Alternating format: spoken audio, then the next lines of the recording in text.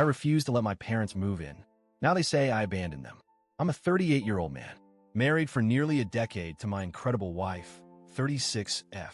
We have 2 kids, 2 little tornadoes of joy and chaos, age 6 and 4.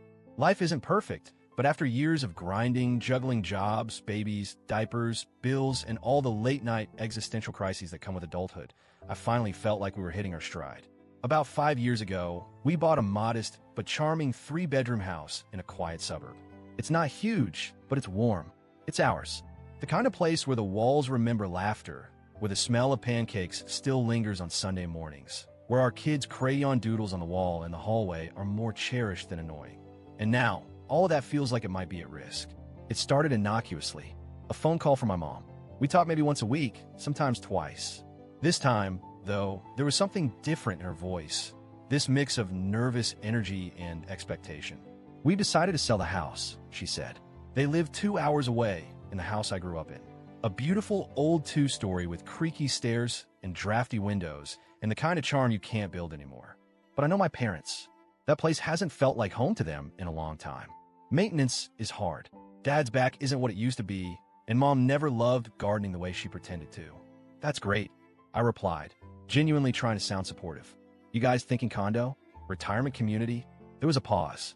"Well," she started, "we were actually thinking maybe we could come stay with you for a little while. Just until we figure things out. 6 months, maybe a year. Just to get our bearings." That sentence felt like a gut punch. It's not that I don't love my parents. I do. They gave me a stable childhood. They were supportive in the ways that mattered. But they also come with baggage. And not just metaphorical. My parents are traditional, conservative, opinionated, and, frankly, intense. My mom believes she knows best about everything, especially parenting. When she visits, she critiques everything. How we feed the kids, how much screen time they get, how messy the toy bins are. She even once reorganized our entire pantry while we were at work because she thought it was chaotic. My dad is quieter, but passive-aggressive. He's the kind of guy who'll never yell, but he'll sigh loudly when something annoys him. Like if my kids are being too noisy during dinner, or if my wife doesn't salt things enough. Oh, and speaking of my wife, they don't exactly get along. It's polite on the surface, but cold underneath. My wife, bless her, is patient, loving, thoughtful, and incredibly private. Her home is her sanctuary. Her space is sacred.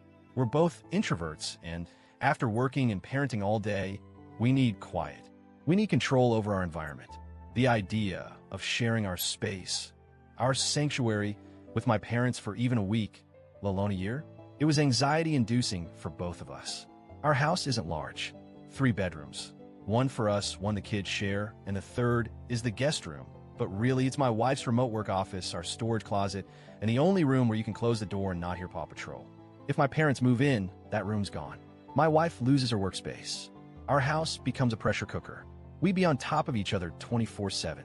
There'd be no room to decompress. My wife would feel watched, judged. I'd feel trapped between being a son and a husband, constantly juggling emotional expectations. I didn't say no immediately. I told my mom we needed to think about it. I talked to my wife.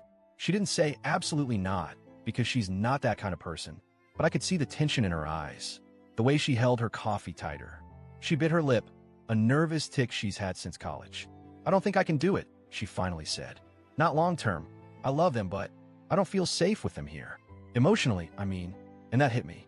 I realized we were about to sacrifice our peace for someone else's convenience. So I called my parents back. I tried to be gentle. I told them we simply don't have the space, that our routines are tight, and that our home needs to stay a safe and private place. I offered to help them find a rental, even to cover part of it financially. That's when the drama started. My mother acted like I'd slapped her. "I can't believe this," she said, her voice breaking. "I raised you. We gave you everything. And now you're turning your back on us when we need you." I tried to explain again, but she wasn't listening. "Your father and I aren't asking for much. Just a roof over our heads while we transition. What kind of son refuses that?" My dad didn't say much. He just let her do the talking, occasionally nodding in silent agreement. But the look in his eyes, that mixture of disappointment and moral superiority, spoke volumes. Later that evening, my aunt texted me. Then my cousin. "Heard your parents are selling. They must be heartbroken you won't take them in. Family comes first, you know." I won't lie. The guilt was real. I spent days second-guessing myself, lying awake, wondering if I was being selfish. But every time I imagined them living with us, I felt the walls closing in.